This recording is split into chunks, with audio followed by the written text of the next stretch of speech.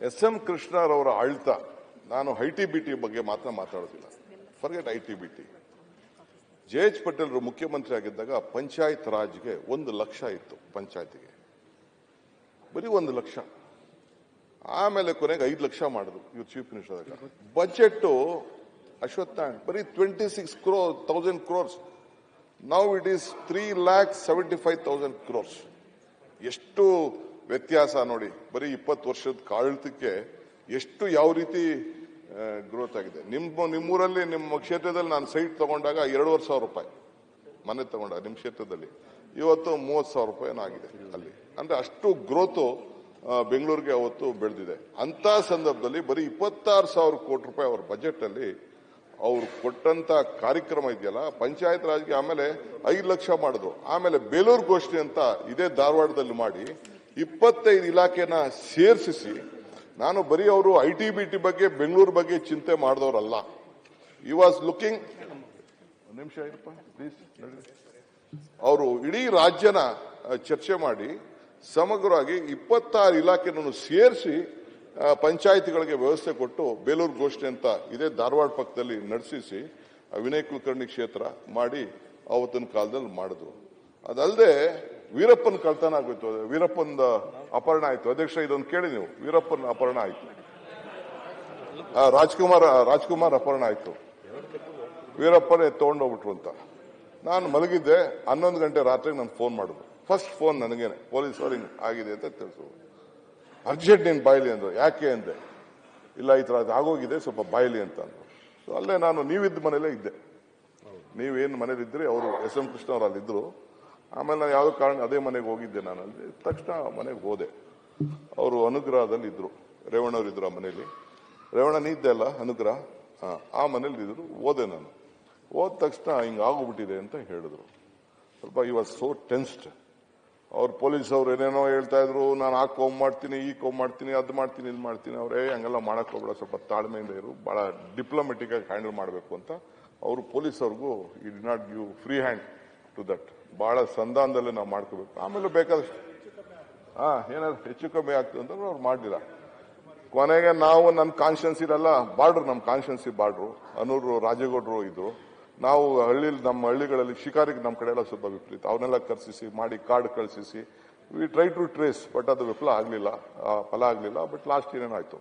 But ಆ ಸಂದರ್ಭದಲ್ಲಿ ಹೀಗೆ ಚರ್ಚೆ ಮಾಡ್ಬೇಕಾದ್ರೆ ಯಾಕೆ ವೀರಪ್ಪನ ಈ ಪರಿಸ್ಥಿತಿಗೆ ಬಂದ, ಯಾಕೆ ದೊಡ್ಡವನಾದ ಅಂತ ಬಂದದ್ದ ಸಂದರ್ಭದಲ್ಲಿ ಅವನು ದೊಡ್ಡವನಾಗಿದ್ದು ಬರೀ ಗಂಧ ಕಳ್ತನ ಮಾಡಿ ದಟ್ ವಾಸ್ ಇಸ್ ಹವ್ಯಾಸ. ಕಳ್ತನದಲ್ಲಿ ಅವನಿಗೆ ದುಡ್ಡು ಕಾಸು ವ್ಯವಹಾರ ಅಂತ ಆ ಭಾಗದೆಲ್ಲ ನಮ್ಮ ಕಡೆ ಎಲ್ಲ ಗಂಧ ವಿಪರೀತ. ನಮ್ಮ ತಮಿಳುನಾಡು ಮತ್ತು ಆ ಸೆಕ್ಷನ್ ಅಲ್ಲಿ ವಿಪರೀತ ಇದಕ್ಕೆ. ಸೊ ಕೊನೆಗೆ ರಂಗನಾಥ್ ಅವ್ರ ಹತ್ರ ಮಾತಾಡಿ ಈ ಬ್ರಾಟ್ ಎ ಲಾ ದಟ್ ಗಂಧ ರೈತನೂ ಬೆಳಿಲಿಕ್ಕೆ ಅವಕಾಶ ಕೊಡಬೇಕು ಅಂತ ತೀರ್ಮಾನ ಮಾಡಿದ್ದು ಕೆ.ಎಚ್. ರಂಗನವ್ರ ಕಾಲದಲ್ಲಿ.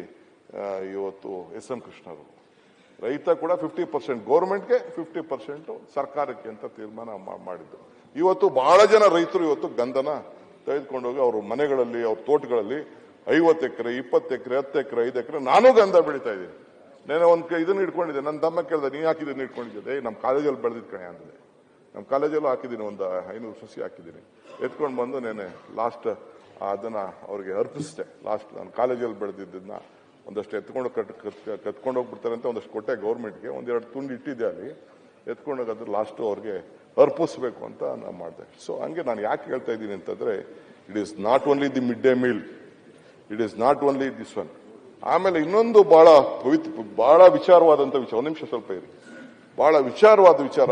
ಫೈನಾನ್ಸ್ ಎಷ್ಟು ತೊಂದರೆ ಇತ್ತು ಅಂತಂದ್ರೆ ಅಷ್ಟು ಸುಲಭ. ನಾವು ಸ್ಮಾಲ್ ಕೇಳಿದ್ರು ನನ್ನ ಕಾನ್ಫಿಡೆನ್ಸ್ ಇಲ್ಲ, ಅವರು ಹಣ ಬಿಡುಗಡೆ ಮಾಡಕ್ ಆಗ್ತಿರ್ಲಿಲ್ಲ. ಎಷ್ಟೇ ಆತ್ಮೀಯತೆ ಇದ್ರು ಕೂಡ ಫೈನಾನ್ಸ್ ಅಷ್ಟು ಕನ್ಸಿಡರ್ ಇತ್ತು. ಅಧ್ಯಕ್ಷರೇ, ದಾಖಲೆ ತರಲಿ, ಎಷ್ಟೋ ಜನ ಇಲ್ಲಿ ಮೆಂಬರ್ಸ್ ಇರ್ಬೋದು. ಈ ಲಿಕ್ಕರ್ ಅವ್ರಿಗೆ ಬಹಳ ಸ್ನೇಹಿತರು. ಯಾರು? ಮಲ್ಯ ಒಂದ್ ಕಡೆ ನೆಂಟರು. ಮಗಳ 2ನೇ ಮಗಳನ್ನ ಮಲ್ಲಿನ ಮನೆಗೆ ಕೊಟ್ಟಿದ್ದಾರೆ, ಅವ್ರ ತಮ್ಮಂಗೆ ಕೊಟ್ಟಿದ್ದಾರೆ. ಇನ್ನೊಂದು ಕೋಡೇಸು ಅವ್ರು ಬಹಳ ಆತ್ಮೀಯರು.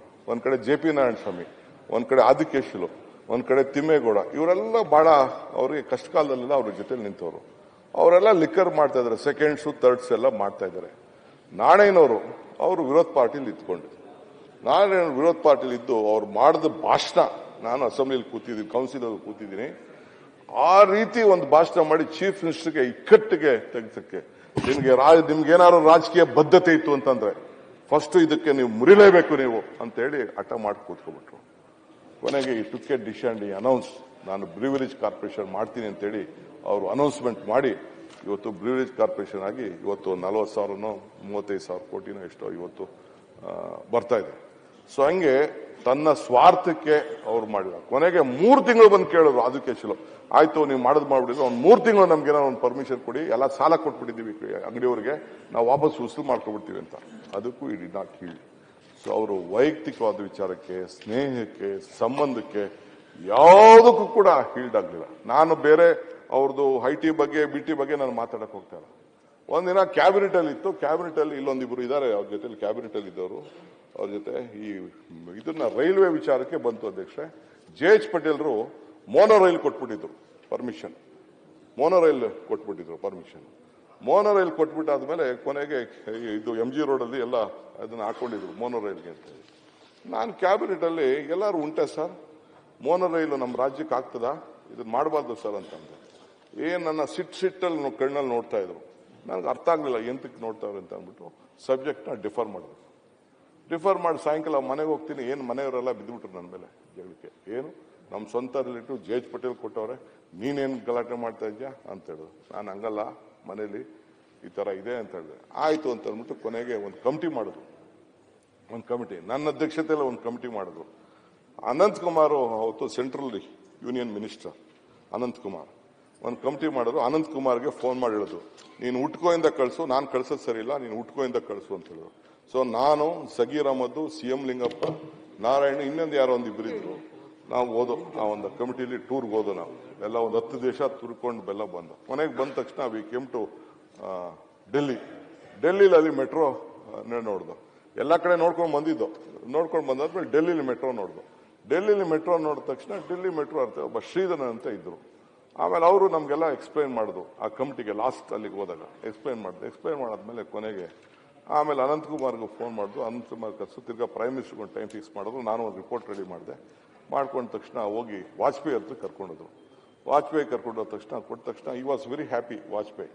ಇಮಿಡಿಯೇಟ್ ಆಗಿ ಅವತ್ತು ವಾಜಪೇಯಿ ಅವರು ಕ್ಲಿಯರೆನ್ಸ್ ಮಾಡಿದ್ರು. ಅನಂತಕುಮಾರ್ SM ಕೃಷ್ಣರವ್ರ ರಿಪೋರ್ಟ್ಗೆ ಆಯ್ತು ಡೆಲ್ಲಿ ಮಾದರಿನೇ ಮಾಡೋಣ ಅಂತೇಳಿ ತೀರ್ಮಾನ ಮಾಡಿ that is how metro came to Karnataka. It is Anantkumar has played a very vital role when he was there.